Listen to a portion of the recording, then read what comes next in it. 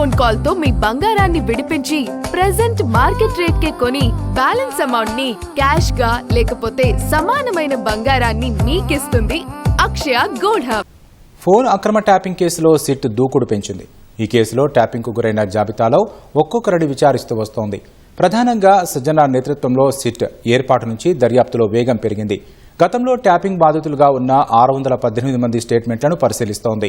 కొందరిని మరోసారి పిలిచి వాంగ్మూలం నమోదు చేస్తోంది. తాజాగా నవీన్ రావు, తండ్రి కొండలరావు, మరో 2 బీఆర్ఎస్ నేతలతో పాటు అప్పటి ప్రతిపక్ష నేత ముఖ్యమంత్రి రేవంత్ రెడ్డి సోదరుడు కొండలరెడ్డికి నోటీసు ఇచ్చారు. రాజకీయ ప్రకంపనలు సృష్టించిన ఫోన్ అక్రమ ట్యాపింగ్ కేసులో సిట్ దర్యాప్తును వేగవంతం చేసింది.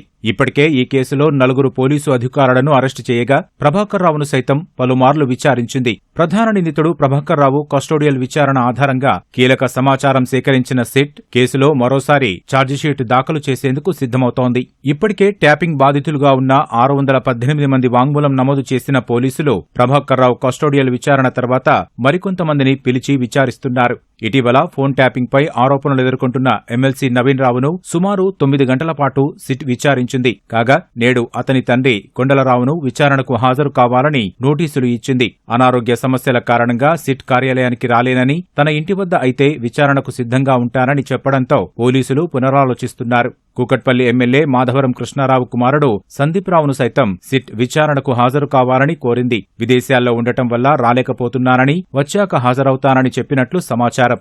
ఇదిలా ఉంటే ట్యాపింగ్ కేసులో మరో 2 బీఆర్ఎస్ ఎమ్మెల్యేలకు సైతం సిట్ నోటీసులిచ్చింది. కల్వకుర్తి మాజీ ఎమ్మెల్యే జైపాల్ యాదవ్, నకరేకల్ మాజీ ఎమ్మెల్యే చిరుమర్తి లింగయ్యలను గురువారం సిట్ కార్యాలయంలో హాజరు కావాలని తాకీదుల్లో పేర్కొంది.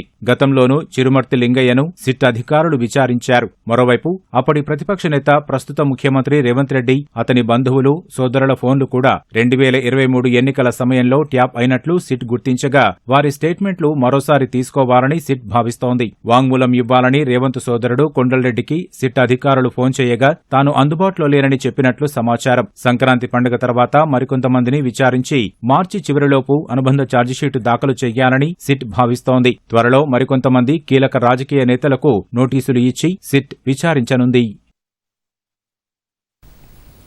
ప్రతిపక్ష పాత్ర పోషించడంలో బీఆర్ఎస్ విఫలమైందని ఎమ్మెల్యే ఎన్ఎం శ్రీనివాసరెడ్డి అన్నారు. ప్రజా సమస్యలపై చర్చిస్తుంటే సభలో ఉండకపోవడం సరికాదన్నారు. వచ్చే ఎన్నికల్లో ప్రతిపక్ష హోదా కూడా వద్దని బీఆర్ఎస్ కోరుకుంటున్నట్లు ఉందని ఎద్దేవా చేశారు. పాలమూరు ప్రాజెక్టుపై ప్రశ్నిస్తామన్న బీఆర్ఎస్ నేతలు సభకు ఎందుకు రాలేదని ప్రశ్నించారు. జూరాల వద్ద కాలు అడ్డం పెట్టి నీళ్లు మలుపుతానని కేసీఆర్ గతంలో అన్నారు. ప్రత్యేక రాష్ట్రం ఏర్పడ్డాక పాలమూరు రంగారెడ్డి ప్రాజెక్టు సోర్సును శ్రీశైలానికి ఎందుకు మార్చారన్నారు. తెలంగాణ సమాజం ముందు 2 ప్రధానమైన అంశాలున్నాయి.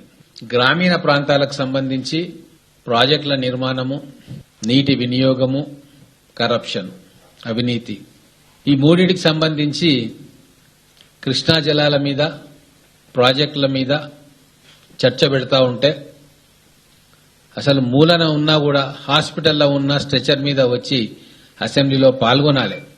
ప్రజల పట్ల బాధ్యత ఉంటే, ప్రతిపక్షంగా మేము మా బాధ్యత నిర్వహించాలని ఏ కోశాన ఉంటే ఆ పని చేస్తారు.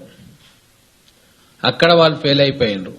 అంటే కుటుంబంలో ఇన్ని స్పర్ధలు, ఒకరంటే ఒకరు పడదు, ఒకరికి పేరు వస్తా ఉంటే మిగతా వాళ్ళు వెనకంగా బట్టి లాగుతారు, అప్రతిష్ట పాలు చేసే కార్యక్రమం చేస్తారు.